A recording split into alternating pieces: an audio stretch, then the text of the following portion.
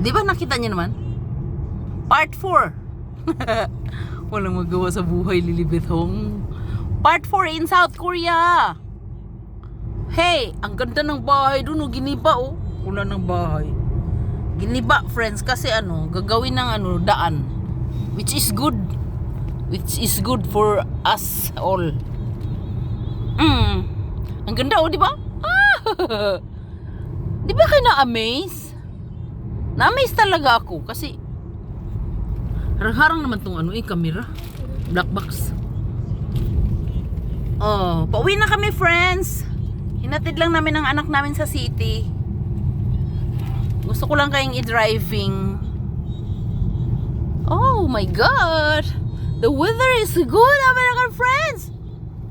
Yeah, I like the weather today. Yeah. I missed you, American friends.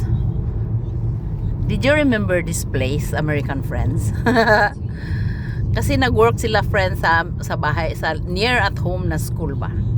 Yung mga American friends ko. Nag-abroad sila sa Korea. Nag-work sila dito. 10 years. Palitan sila, no? Palit-palit. Naka 10 years ako, sila tig 1 year lang.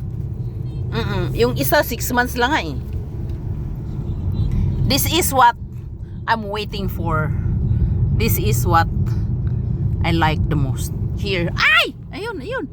Ay, naku po, nandoon na. Ay, pangit. Dapat ganito eh, no? Ay! Ang bilis naman niya magpatakbo. Ay, grabe ha. Parang nahihilo ako sa'yo. Ang ganda talaga oh. Ito yung hinihintay ko talaga eh. Tagal, ang bilis naman ni Apa eh. Friends, may na no? Ayun, yun. Nakita nyo? Ang ganda talaga. Yun lang, inaabangan ko talaga eh, no? Kasi adik ako sa camera eh. I just want to show you the beautiful mountains, beautiful flowers, everything that beautiful. Yes. Friends, ito yung daan ko. Actually, I'm driving here day and night, morning and night, every day in my life. This place is very dangerous place ever. Kahit di maapakan yan, friends, nako, tatakbo ng 200 yan. Thankfully, we are safe naman. Friends, ang dami ko nang nakita ditong natigok dahil sa car accident dito sa lugar na to. Especially winter time, snow time. And thankfully, we are still alive. Thankfully, we are protected by the Almighty. Thank you, God, for everything. Of course.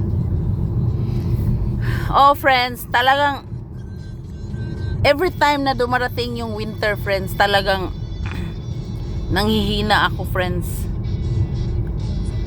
Only in my thinking. Only in my mind. But wala lang. Ang ganda oh. Nakita mo? Oh my gosh. Apat susime. Handipon kataburyo. Nanggigigil talaga ko nito kasi nagda-drive, handipon eh. Ang ganda, 'di ba? Pero pag friends, pag nag-drive tayo, hindi tayo makakuha sa inyo ng ng magandang video. Ayun, mga akasya, di natin makuha agad pa. Eh ngayon talaga, this is the perfect time na bikuhanan ko kayo ng magagandang flowers ng akasya. Part 4 na to, no? Review ko. Friends, ito yung farm ng sibuyas or manel. Manel is garlic. Oh, farm nila. Tingnan mo yung mountain, friends, oh. Apa, tsugi mountain. Amo ko topso. Sala suna mo. Nakita mo? Tinanggal ang mga nilinis ba? Wala nang mga kahoy. Pero may bahay doon, no? Ito yung friends, Wanggumyong. This is the very famous restaurant ever in this place. Grabe, punuan yan dyan, friends, oh. Hindi ka makakain dyan pag alas 6 ka na darating. Sarado na. Pero ang sarap niyan, dinadayo. Dinadayo siya. Pero ngayon sarado yata siya, no? Kasi walang people.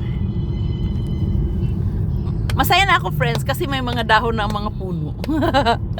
Nabubuhay na sila ulit, ano? Oo. Kaunti lang ang ano namin, friends, ang tag-init. Kaunti lang ang summer. Pinakamarami ang ano, taglamig dito sa amin, sa South Korea. Ang pinaka mainit ano ngayon malamig-lamig pa, no? June, July, August, yan lang. Pero malamig pa rin sa akin kasi lamigin baga ako. June, July, August, yung 3 buwan lang na yan ang mainit. The rest of that wala na. Taglamig na. Yung ano, yung spring at saka autumn, maganda yung panahon na yun. Super napakaganda. Kasi hindi siya mainit, di rin malamig, eksakto lang. Bye-bye! Nandito na tayo sa anak ko. Hey guys, maraming first time. Anyong, bakit ang pangit ko?